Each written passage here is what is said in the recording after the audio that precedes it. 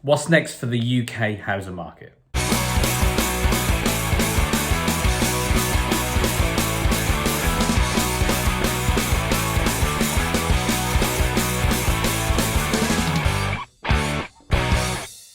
Hey, what's up guys? So I am bringing you a video with my view on what is next for the UK housing market. And we all know that there has been a mini boom, but we think that that may have only been driven by the recent stamp duty holiday ending. Well, here's why I don't think things are going to slow down. So the housing market was increasing, and towards the end of June, we saw prices get up to nearly 10% higher than what they were to the equivalent of 12 months prior. And we know that that behavior has been seen before, that people will literally pay 10, 15, 20% more for a property to save a few percent in stamp duty, because it's all about what you can borrow versus how much cash you've got to put into the deal. But unlike last time, things are not slowing down. The perception is things have calmed down. In terms of data, if we look at the new registered buyers across the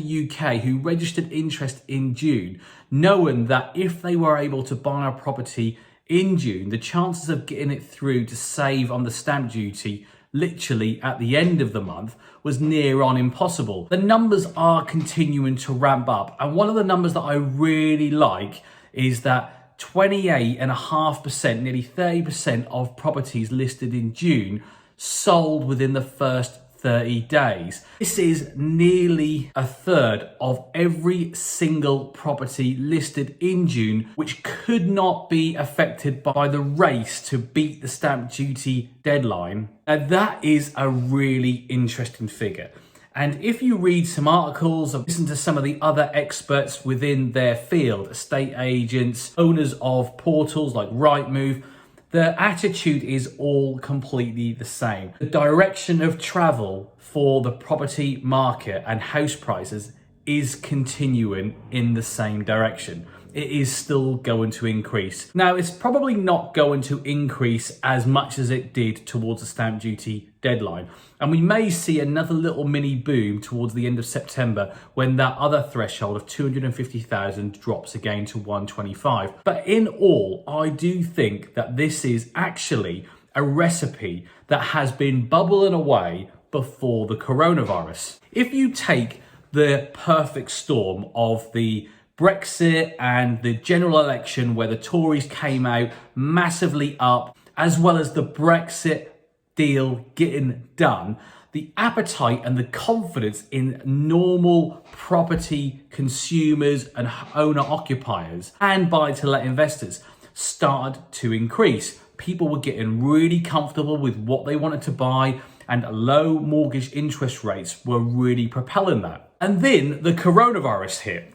And that kind of put a stop to what was this perfect bubbling recipe ready to explode on the property market. But it didn't stop it, it just literally delayed it. It was like putting something on a normal cooker back down to a slow cooker and letting it bubble away nice and slowly for an even bigger and better meal. And this property boom is no different. But what happened is when the coronavirus started, confidence, appetite disappeared. And I said it, April last year was the bottom of the market. Confidence was low, the market was brought to its knees, it was the time to buy. And I don't like to say I told you so, but I don't think anyone would disagree with me that that was the bottom of the market. Now, what happened is as we were in this period of freeze and low confidence, people's attitude towards their own homes changed because they started to use them differently.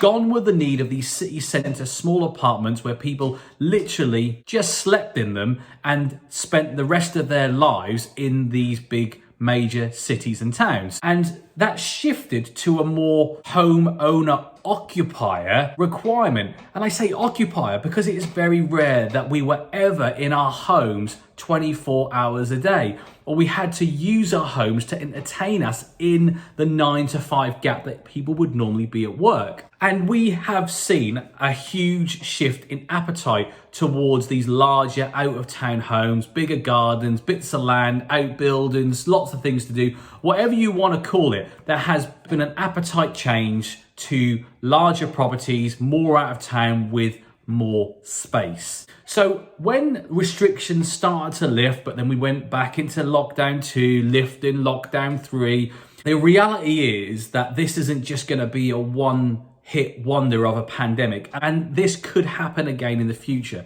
So the next move, the next property that people were buying, or the first property people were buying, it had to tick more boxes than just being a base for someone who wanted to focus on their career and their life outside of their home. So our bubbling meal here of the perfect storm on our slow cooker is bubbling away throughout the last 18 months. But through that, we're going to it and we're chucking a few more ingredients because, do you know what? Our taste buds have changed. They've got more sophisticated. There's more demand. So we're chucking more ingredients, more of now what we want to eat in our little stew of the perfect property storm. And then what's happened as the vaccine has come in and the reality of living with multiple pandemics becomes more of a normal day-to-day future for everyone, confidence starts to build. And even if we go into another lockdown, even if there is a fourth wave, even if there is a different virus, we now know how to live with it. The confidence level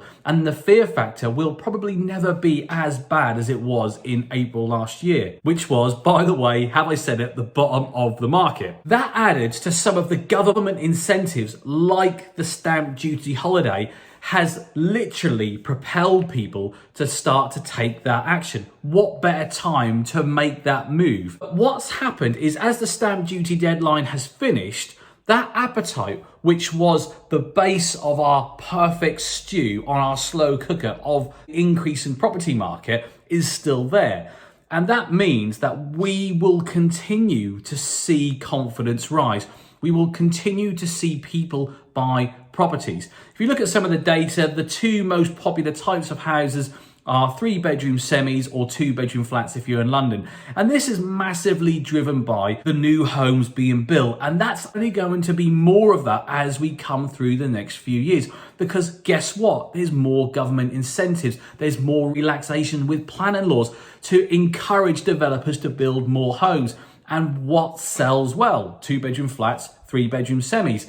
Out of town developments with a bit more space, enough room to park your car, a little bit of garden. These are all perfect properties for the new requirements and the new market, which is massively fragmented and is still finding its feet. But I think we're going to find that there is definitely a shift towards these types of properties. So what does that mean for the housing market in the UK? Well, I think I've already said it. We are going to see property prices still climb. They're not going to massively boom like they have done, and we're not going to see a 10% record month again unless it might see a little bit of a blip upwards in September. But I do think over the next 12 to 18 months, property prices are going to increase. And the ones that will increase the most are the ones that are easy to borrow against and fit within the segments of where people can afford to buy and where they want to live.